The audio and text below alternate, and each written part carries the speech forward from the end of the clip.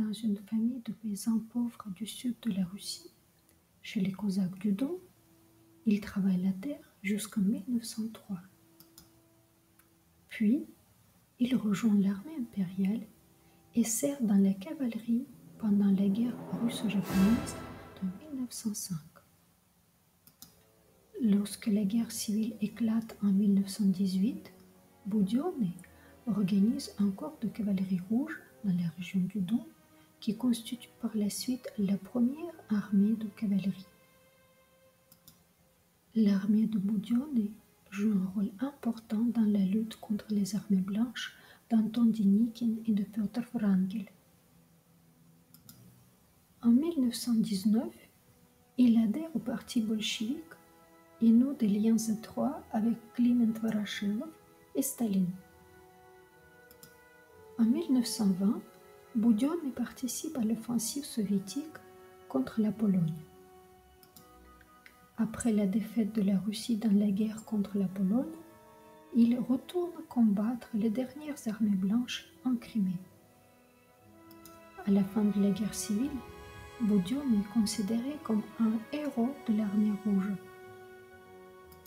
Durant les années 1920, il occupe des postes honorifiques dans l'armée rouge, comme celui d'inspecteur de la cavalerie rouge. Très populaire dans l'armée rouge, il est nommé inspecteur général de la cavalerie en 1923.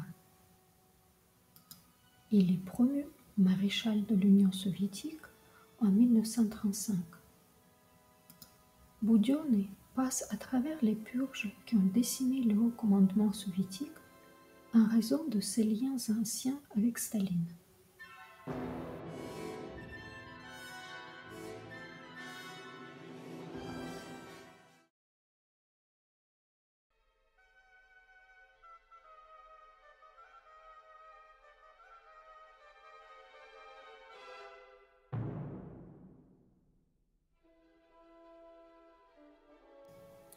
Le chapeau fut créé par Viktor Vesnetsov dans le cadre d'un nouvel uniforme pour l'armée russe. Son nom original était Bogatyrka. Le célèbre peintre russe s'était inspiré du casque des bogatyrs. Les troupes russes étaient censées s'identifier aux héros légendaires du folklore russe. Au cours de la guerre civile, les troupes communistes utilisaient les bogatyrka car c'était distinctif. Les bogatyrka étaient couramment décorées par des étoiles rouges. Plus tard, elles ont été rebaptisées en Boudionovka. Le personnage principal de ce conte d'Arkady Gaïdar porte une Boudionovka. Le petit Kibalchich, héros de la guerre civile, fut un personnage important pour tous les enfants soviétiques. La Boudionovka est devenue un emblème de l'histoire de l'armée rouge, étant notamment une image importante de la guerre civile.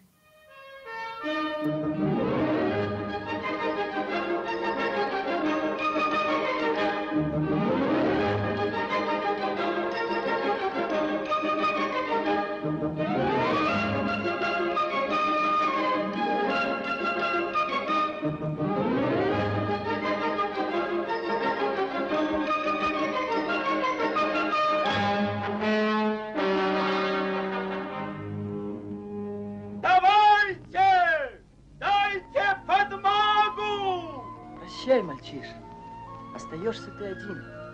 Щи в котле, каравай на столе, вода в ключах, а голова на плечах.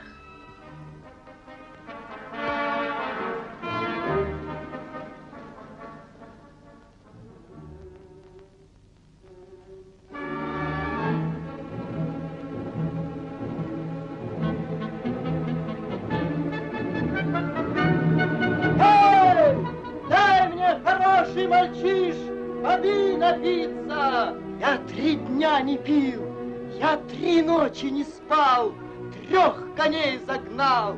Узнала Красная Армия про нашу беду, уже мчится и скачет нам на подмогу.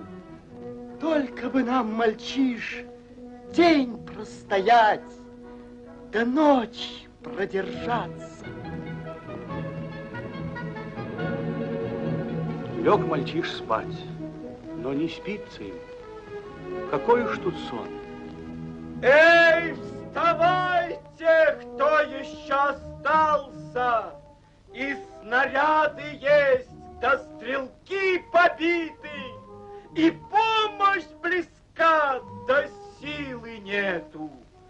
Нам бы только ночь простоять, да день продержаться.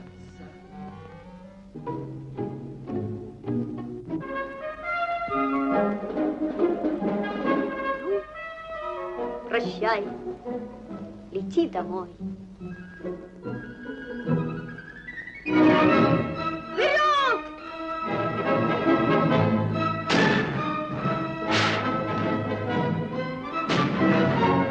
Домой иду!